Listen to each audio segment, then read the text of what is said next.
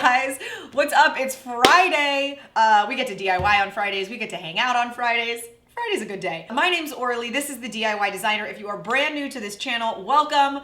I'm really glad that you found me and that you made it here, because this DIY today is going to be wow. This DIY today is going to be something great as we go into the holiday season. Have you guys seen that brand Ren and Glory? They have really cool denim jackets that they like hand paint or they customize. They make them one of a kind.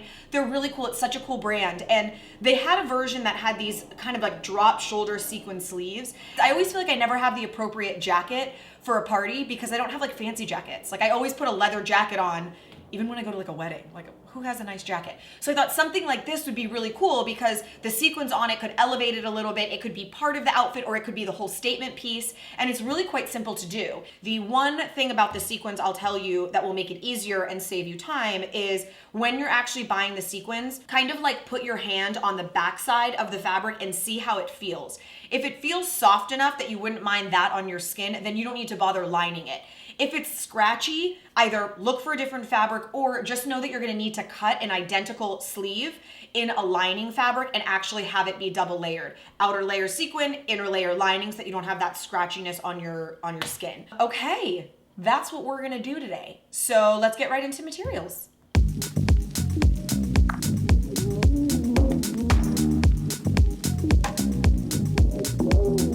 So here's my jean jacket. Now you can see I already cut the sleeves off, and you actually do not want to use a seam ripper because you want to keep the existing shoulder seam, and you'll see why. So just cut it as close to the edge as possible. Now here's my sequin fabric. You're gonna fold it in half so that you can cut your sleeve while the sleeve is folded in half as well. So just extend out the fabric a little bit and you'll see why. Here's the fold of my sleeve laying on the fold of my fabric. Now you see that extra piece down there? That's how much longer I am making the sleeve than the original sleeve. And this section here, that's how much wider I'm making the sleeve than the original sleeve. So you just want to make sure that you're giving yourself extra space if you do want to make the billowy sleeve like you'll see mine becomes. Now you're just going to cut it out and follow the seam allowance on the shoulder and also right there at the underarm.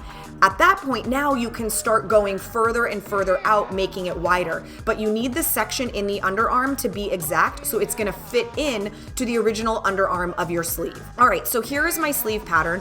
Obviously, once this one's done, you can use that as a pattern for your second sleeve. And now this part's kind of annoying, but it is super important. You want to remove as many of the sequins in your seam allowance as possible. That way when you sew it together, you don't end up with like this scratchy seam on the inside of your arm, especially if you're not making a lining. So now you fold it back in half and we're gonna pin it together so that we can sew it. So again, just pin all the way down your sides, and I decided to do a zigzag stitch. I think you can do a straight stitch, but for me, the zigzag felt like the right thing, given that there were the sequins to contend with, and I just kind of wanted to give that a shot, and that worked really well for me. So now flip the sleeve inside out, and I just put it on my arm to make sure that it was as billowy and full and voluminous as I wanted it. It was exactly as I wanted, so now it's time to pin it into the jacket. Now, I don't know if this happens to you guys, but this happens to me sometimes where I'm like, wait, hold on. How does this go? How do I, inside, outside? It took me a second. So what I did is I just pinned it from the outside the way I knew I wanted it to look. So I pinned it with the sleeve coming out from the denim jacket, and I did it like outside and then flipped it inside out to look at how it actually needed to be done.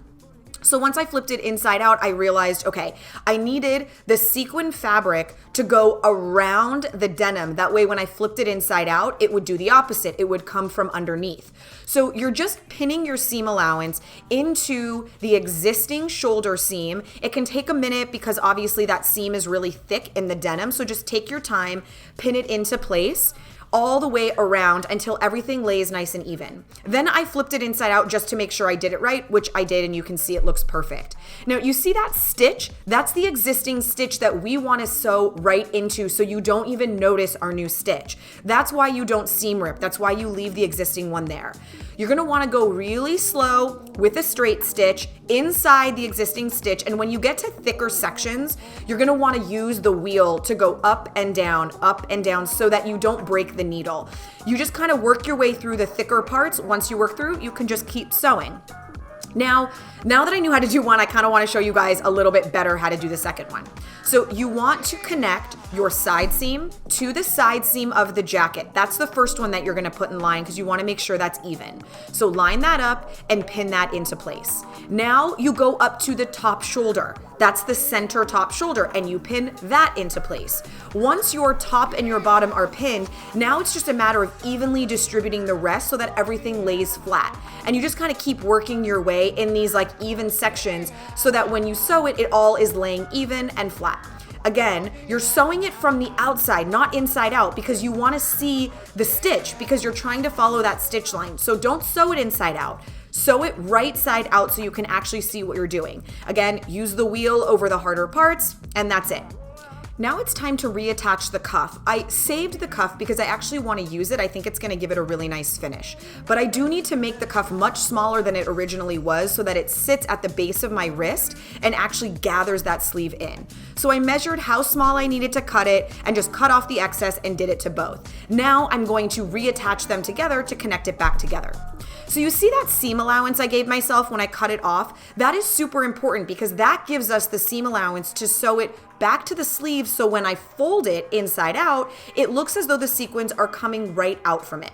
So you're gonna start pinning right side of your sequins to the right side of your cuff, but because our jacket sleeve is much bigger than our cuff, you're gonna do these big gathers. So gather like 1 inch of sequins and pin it.